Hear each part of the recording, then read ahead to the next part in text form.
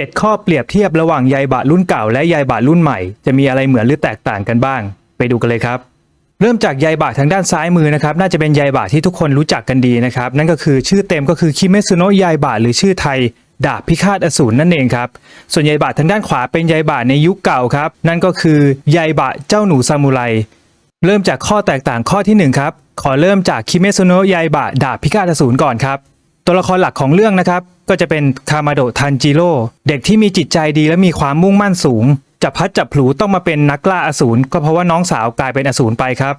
เซนิสึผู้ใช้ปราณอัศนีเด็กหนุ่มขี้กลัวขี้แงแต่ตอนหลับนั้นมีพลังรุนแรงมากครับต่อไปคืออิโนสุเกะสวมหัวหมูป่ามีความสามารถในการยืดหยุ่นและย้ายอวัยวะภายในได้เรียกว่าตายยากน่าดูครับคนสุดท้ายจะไม่พูดถึงไม่ได้เลยครับคามาโดะเนซึโกะน้องสาวของคามาโดะทันจิโร่ผู้กลายเป็นอสูรไปนั่นเองครับมาดูทางฝั่งไยบะรุ่นเก่ากันบ้างครับตัวเอกของเรื่องนั่นก็คือคุโรงานเนะไยบะเด็กทะเลนแสนซนที่มีความฝันจะเป็นสุดยอดซามูไรต่อไปคือมิเนะไซยากะเพื่อนร่วมชั้นของไยบะที่ทำหน้าที่ดูแลไยบะอย่างกับเป็นแม่เลยทีเดียวและยังมีมิยาโมโตะมูซาชินักดาบในตำนานที่ทำหน้าที่เป็นอาจารย์ของไยบะอีกด้วยนอกจากนั้นยังมีนักดาบในตำนานซาสกิโคจิโร่เป็นเพื่อนร่วมเดินทางไม่ได้มีแค่คนอย่างเดียวครับยังมีเสือที่ชื่อว่าคาเงโทรา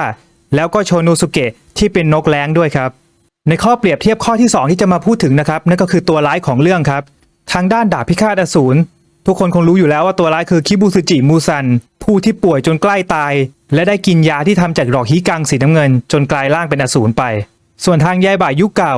ตัวร้ายก็คือโอนิมารุทาเคชิคู่ปรับตลอดการของคุโรงานเนะไยบะโอนิมารุนั้นได้ค้นพบทางลับในบ้านของตัวเองเขานั้นได้เดินลงไปในทางลับและพบดาบวายุเทพด้วยความที่หยิบออกมาใช้แล้วควบคุมดาบไม่ได้จึงทำให้วายุเทพเข้าสิงกลายเป็นปีศาจไปเมื่อพูดถึงตัวร้ายแล้วข้อเปรียบเทียบข้อที่3คือสมุนของตัวร้ายทางด้านของดาบพิฆาตอสูรแน่นอนครับ12อสูรจันทรานั่นเองครับโดยจะเริ่มลำดับจากจันทราข้างแรมที่6ไปจนถึงข้างแรมที่1แข็งแกร่งขึ้นมาจะเป็นข้างขึ้นที่6จนไปถึงข้างขึ้นที่1ที่แข็งแกร่งที่สุดครับส่วนทางด้านของไยบะยุคเก่าลูกน้องของโอนิมารุจะเป็น8อสูรซึ่งมีทั้งกบงูค้างคาวแมงมุมปลาดาวปลิงอะไรต่างๆเต็มไปหมดนะครับข้อเปรียบเทียบข้อที่4ครับข้อนี้เราจะมาพูดถึงพลังในเรื่องครับเริ่มจากทางด้านของดาบพิฆาตอสูรก่อนครับพลังในเรื่องก็คงจะไม่พ้นปราณต่างๆที่ใช้กันใช่ไหมครับไม่ว่าจะเป็นปราณวาลีปราณอัศนีปราณเสียงปราณเพลิงหรือว่าปราณต่างๆในเรื่องมากมายครับส่วนในเรื่องไยบะเจ้าหนูซามูไรนะครับพลังจะมาจากลูกแก้วครับ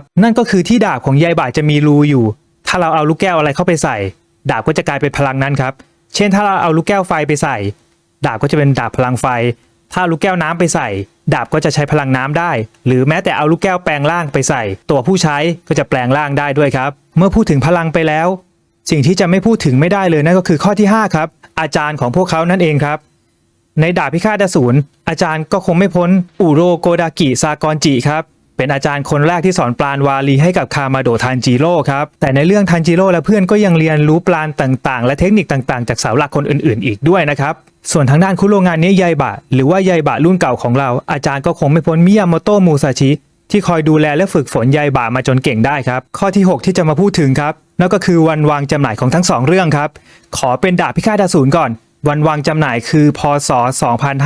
2559หรือก็คือ7ปีที่ผ่านมาครับเวลาช่างผ่านไปเร็วจริงๆแต่ที่ผ่านไปไวกว่านั้นก็คือไยบะรุ่นเก่าคุโรงานเนะไยบะของเราครับวันวางจำหน่ายคือพ.ศ.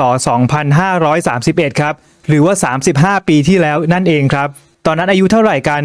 บางคนอาจจะเกิดไม่ทันคอมเมนต์เข้ามาข้างใต้ได้เลยครับข้อสุดท้ายข้อที่7ที่จะพูดถึงครับนั่นก็คือจำนวนเล่มมังงะนั่นเองครับเริ่มจากไยบะดาบพิฆาตอสูรก่อนเรื่องนี้จบที่เล่ม23ส่วนคุโรงานเนะไยบะเจ้าหนูซามูไรนั้นจบที่เล่ม24ทั้ง2เรื่องมีความกระชับเนื้อเรื่องเป็นอย่างมากสิ่งที่แสดงความกระชับของเนื้อเรื่องก็คือการที่อสูรลูกน้องของตัวร้ายออกมาตายอย่างรัวๆนั่นเองครับเรามาดูทางด้านดาบพิฆาตอสูรก่อน12อสูรจันทรามี12ตัวถูกต้องไหมครับอันที่จริงควรจะเริ่มตั้งแต่ข้างแรมที่6มาข้างแรมที่5 4 3 2 1แล้วตามไปด้วยข้างขึ้นที่6 5 4 3 2 1แล้วถึงจะถึงตัวคิบุสึจิมูซันแต่เรื่องก็ตัดจบเร็วกว่านั้นครับเริ่มด้วยข้างแรม5เสร็จแล้วมูซันก็ทำการฆ่าอสูรข้างแรมที่6 4 3 2ในทีเดียวแล้วส่งข้างแรมที่1ไปสู้กับทันจิโร่แถมพอเป็นข้างขึ้นหลังจากข้างขึ้นที่6ตายไปข้างขึ้นที่5 4ก็มาพร้อมกันแล้วก็3 2 1ก็มาพร้อมกันด้วย ทำให้เรื่องนั้นจบเร็วมากๆส่วนยายบะเจ้าหนูซามูไรโอนิมารุนะมีอสูรอยู่8ตัว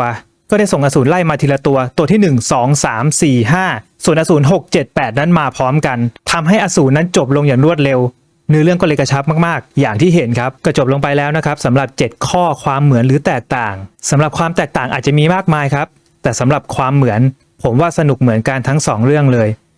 ทุกๆคนที่ดูคิดว่ายังไงคอมเมนต์มาคุยกันได้ครับสำหรับคลิปนี้ลาไปก่อนเจอกันใหม่ในคลิปหน้านะครับผมสวัสดีครับ